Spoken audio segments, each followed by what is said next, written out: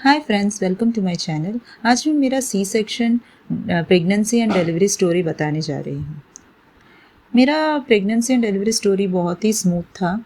मेरा first 4th week में मुझे कुछ थोड़े थोड़े सिम्टम्स दिखाने लगे, जैसे कि मेरे को सलाइवा बहुत सारा मुंह में आ जाना, मतलब बहुत थूक जैसा भर जाना, कंट्रोल नहीं हो रहा था, वैसा होने लगा। फिर थोड़ा नौसिया होने लगा, पीरियड्स मिस हुआ।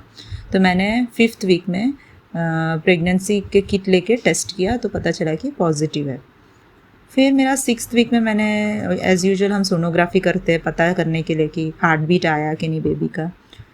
तो वैसा दिखाने गए तो सोनोग्राफी किया तो पता चला कि मुझे सबकोरियोनिक हैमरेज हुआ है। तो उनने बेड रेस्ट बोला, कंप्लीट बेड रेस्ट करो, क्योंकि स्टार्टिंग के वीक्स है और ज़्यादा बेबी हार्ट बीट सब आया नहीं था। तो उन्होंने बोला अच्छे से रेस्ट करो ताकि कुछ मिसकैरेज ना हो, क्योंकि फर्स्ट प्रेगनेंसी था। और उस तरह से रेस्ट किया और 12 हफ्ते में वो सॉल्व हो गया, सब हेमरेज स्टॉप, ब्लीडिंग सब स्टॉप हो गया। प्रोजेस्टेरोन के टैबलेट्स भी मैंने बहुत सारे खाए थे और folic acid medicine first trimester पूरा लिया था। फिर सेकेंड ट्राइमेस्टर में सब कुछ ठीक चला, सोनोग्राफी रिपोर्ट सब नॉर्मल था। उसके बाद मतलब एक फर्स्ट 7 मंथ में हम एक महीने में डॉक्टर को दिखाते हैं। उसके बाद 8वें महीने में 15 दिन में डॉक्टर को दिखाना पड़ता है। उसके बाद जो लास्ट महीना रहता है उसमें हर हफ्ते हमें डॉक्टर के पास जाके दिखाना रहता है। उन लोग चेक करते हैं कि बेबी का पोजीशन सब कैसा है, ठीक है क्या, कुछ इश्यू है क्या, वो सब देखते, बीपी वेट सब चेक करते अपना। 30 वीक की सोनोग्राफी किया तो उसमें बेबी सेफेलिक पोजीशन में था, बेबी ने हेड डाउन कर दिया था। फिर इस तरह से मेरा 40 वीक हो गया, डिलीवरी का डेट हो गया, पर बेबी मेरे को कुछ पेन नहीं आया, मतलब कॉन्ट्रैक्शंस कुछ नहीं आ रहा था। फिर डॉक्टर को दिखाया तो डॉक्टर ने बोला सर्विक्स ओपन नहीं हुआ है, हम 2 दिन और भी वेट कर सकते हैं। इस तरह से हम लोग ने एक्स्ट्रा 2 दिन वेट किया, पर सर्विक्स ओपन नहीं हुआ था तो डॉक्टर ने बोला सी सेक्शन करना पड़ेगा। प्लासेंटा का पोजीशन सब बराबर था, पोस्टीरियर था। डॉक्टर ने इंड्यूस भी नहीं किया। मेरा फर्स्ट डिलीवरी था तो डॉक्टर ट्राई कर सकती थी। डॉक्टर डर गई थी क्योंकि वहाँ पे एक केस आया था, उसमें मदर को इंड्यूस किया था और वो फेल हुआ था और मदर एक्सपायर हो गई थी। उससे रिलेटिव से प्रॉब्लम क्रिएट किया, तो उसकी वजह से डॉक्टर ने इंड्यूस करने मना कर दिया। फिर उनने बोला कि मंडे को हम सी सेक्शन करेंगे। तो सुबह को हम लोग एडमिट हो गए और फिर उनने आईवी फ्लूइड सब चढ़ाया, एंटीबायोटिक्स रहता है वो चढ़ाते हैं क्योंकि कुछ इन्फेक्शन नहीं होना चाहिए सी सेक्शन से। और उसके बाद उनने वहाँ का ड्रेस भी दिया था, गाउन जैसा, हाफ गाउन, वो भी पहनाया। उसके बाद फिर 1-2 बजे के टाइम पे ऑपरेशन थिएटर लेके जाने के पहले हमारा सारा ऑर्नामेंट्स जो भी कुछ पहना रहता है वो सभी हमें घर वाले को दे के जाना रहता है, कुछ भी अलाउड नहीं रहता। उसके बाद जैसे ऑपरेशन थिएटर गए तो वहाँ पे एक टेबल रहता है, उसके ऊपर हमें लेटना रहता है। फिर वहाँ पे नर्स रहती है, वो हमको कैथेटर लगाते हैं, क्योंकि ऑपरेशन करने के बाद हम यूरिन से पास नहीं कर सकते ना, इसके लिए 1-2 दिन के लिए वो कैथेटर लगा के रखते हैं।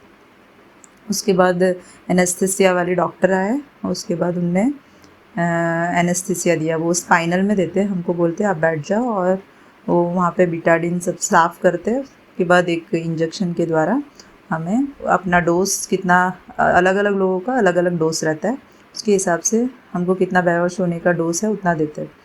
तो उसमें क्या होता है, कुछ तो रहता है पर हमारे जो लोअर बॉडी है वो सुन्न हो जाता है, बाकी हमको दिखता सब है क्या हो रहा है, पर हमको पेन नहीं होता है। वो एनेस्थीसिया से होता है। उसके बाद एनेस्थीसिया दिया, उसके बाद डॉक्टर ने जल्दी जल्दी प्रोसीजर स्टार्ट किया। 2 डॉक्टर थे, एक असिस्टेंट डॉक्टर और एक मेन डॉक्टर। वो असिस्टेंट डॉक्टर हेल्प करते हैं, कुछ काम के टाइम पे भी डॉक्टर आपके साथ बात करते रहते हैं। वो बिटाडिन लगाते हैं, उसके बाद लेयर काटते हैं, सब अपने को फील होता है पर हमको पेन नहीं होता। फिर और उसके बाद डॉक्टर ने बेबी को निकाला, बेबी को क्लीन किया, सब स्टिचेस लगाते हैं। उसके 10 से 15 मिनट में बेबी का डिलीवरी हो जाता है। बेबी रोया नहीं था तो उसको उल्टा करके उसको पैट किया, फिर बेबी को क्लीन करके रिलेटिव्स को दे देते हैं या अपने हस्बैंड जो भी बाहर खड़े रहते हैं उनको उनके हाथों में देते हैं।